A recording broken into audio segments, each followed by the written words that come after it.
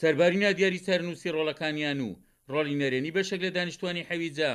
لە بەرامبەر بە دیلگیراوانی پێشمەگە لە باشووری کەرکووک کە سوکاری پێشمەگە دیلەکان هاوکاری خۆیان بۆ یارمەتیدانی ئاوارەکانی حەویجە دەردەبڕن. دوایەوەی کە بیسمان خەڵکانی حەویجە و گوندەکانی دەوروبەری بەرەو ساترەکانی هێزی پێشمەرگەی ئێمە دێن کەوا خۆیان ڕادەستکەن بەرەو لیوای یەک بە تایبەتی فەوجیە کە پێشوازی لیان کردووە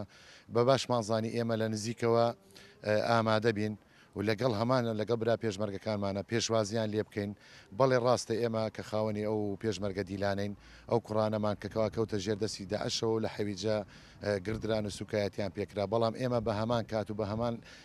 کات ئامادە بووینە بە هەمان شێوە لەگەڵ ئەوان وانابین بە لە ڕووی مافی مرۆڤەوە ئێمە وەکو کورد لمێژوو شایەتیمان بۆدا ناسراوین کەوال ئێمە حاڵەتی ئینسانی لای ئێمە زۆر دەورە بینێ ئێمە وەکو باوکی پێشمەرگە دیلەکان هاتوینە ئێمە مرۆڤایەتی ئەزانین ئینسانیت ئەزانین ئێمە وەکو ئەوان نیمان هەرچێکیانیش پێویست بە ئێمە بۆیانەکەین ئێمە وەکوان دڵڕق نیمان ئێمە ئەزان حەقی ئینسان چییە و بەڕاستی من هاتوومە کە سەیرانەکەم زۆر دڵم پیانستێ یعنی بەڵام ئیتر کەوا بڵێ بەڕاستی ئێمە هاتوونە بەس بیان بینین چیان پێویستە ئێمە وەکو بتوانین دەتوانێت خۆمانە بێ بۆیان بکەین بەڕاستی زۆر مەمنونی کاک مقەدەم ڕوکن هێمنەکەین کاک عەمید ڕێبوار کە ئامر لیوای یەکە یعنی بەڕاستی ئێمە حەزەکەین چی بتوانین بۆیان بکەین ئێمە وەکوان نیمان. فەرماندەیەکی بەڵای وەزارەتی پێشمەرگە شای دەگەیەنێت هێزی پێشمەرگە ئەرکەکانی لە دووەنگاودا سەر کردووەتەوە کە یەکەمیان پاراستنی کەرکووک و دووەمیش فریاکەوتنی ئاوارەکانە. ئەم شوێنێکی ئێمە لێ وەستاوین مەکتەب خالدە کە 2 ساڵ لەمە پێش ئەلم مەکتەب خالدە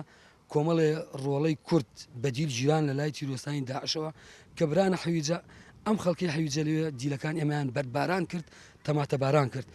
ئەمڕۆ ئەوەتانی هەر ئەو خەڵکەیە کە تەماتیان ئەگردە دیلەکان ئێمە و بەردیان ئەگرە دیلەکان ئێمە لێرە پێشوازیانەکەین بە پەرۆشەوە بە کۆڵ پێشمەرگەکانمان ئەیان پەڕێنەوە لە سەنگەرەکان هێناویانە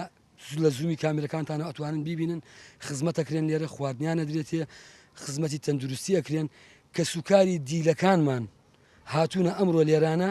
شان بەشان ئێمە خزمەتی ئەم ئاوارە ناکەن کە بەد و تەماتیان گردە کوڕەکانیان لە حەویجە. شان بەشانی ئەرکی پەرستنی کەرکووک پێشمەرگە باوەشی گەرمیان بۆ ئاوارەکانی حەویجە کردووەتەوە و کۆمەک و هاوکاری سەرەتاییش پێشکەش باوەڕەکانی حەویجە دەکەن.